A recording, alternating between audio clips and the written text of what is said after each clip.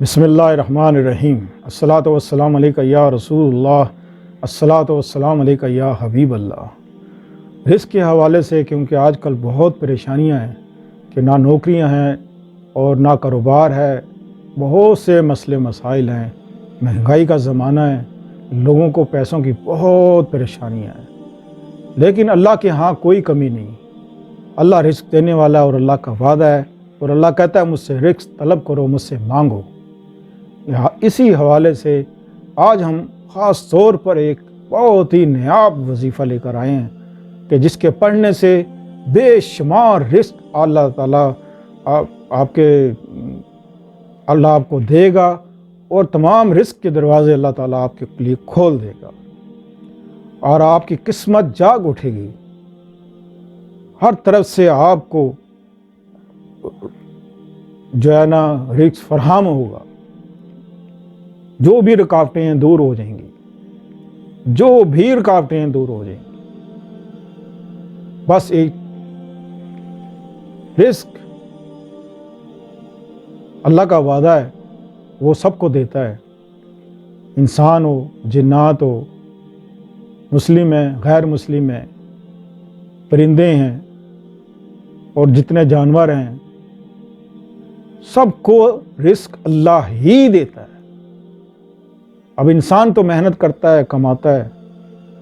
اور رزق حاصل کرتا ہے، اور نہ بھی کمائے تو بھی اس کو پھر بھی کہیں سے مل ہی جاتا ہے کھانے کو، کیونکہ انسان کی خواہشیں بہت ہیں،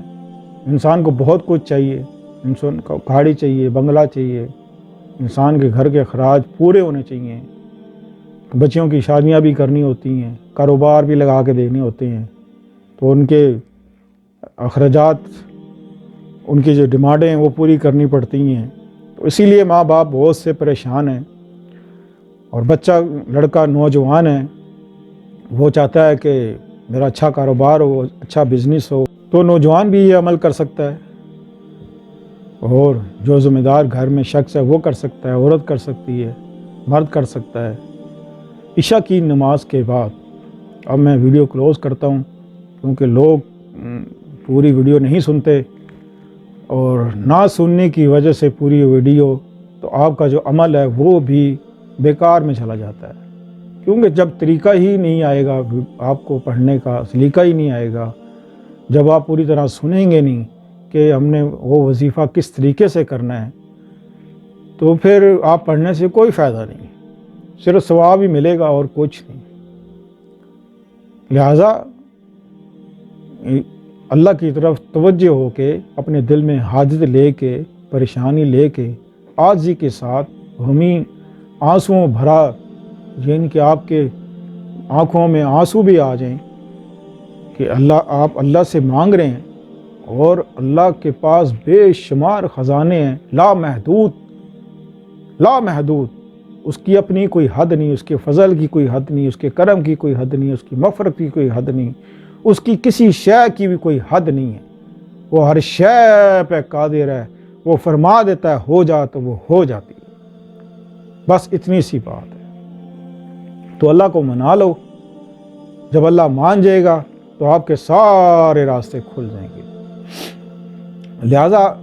آپ نے کرنا کیا ہے کہ آپ نے عشاء کی نماز کے بعد 70 بار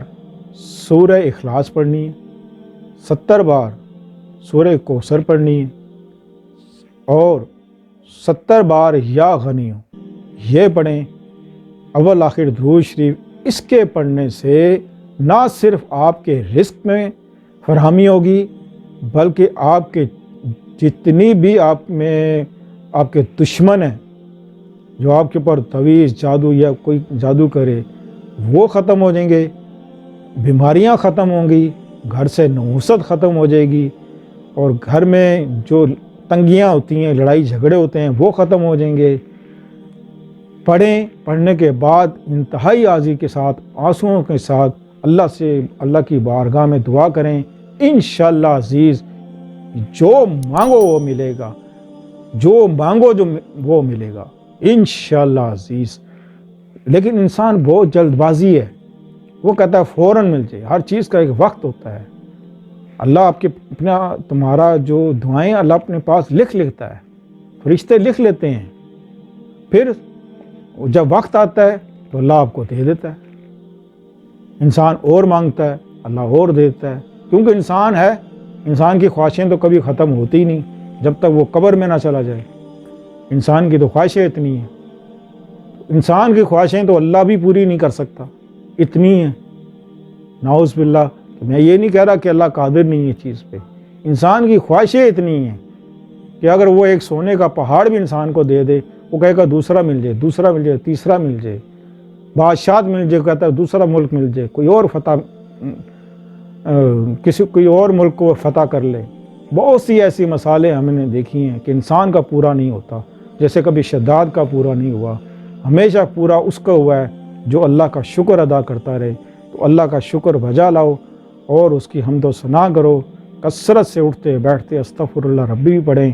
انشاءاللہ اللہ تعالیٰ آپ کی تمام دعائیں قبول کرے گا۔ ملتے ہیں اگلے پروگرام میں۔ السلام علیکم ورحمۃ اللہ وبرکاتہ۔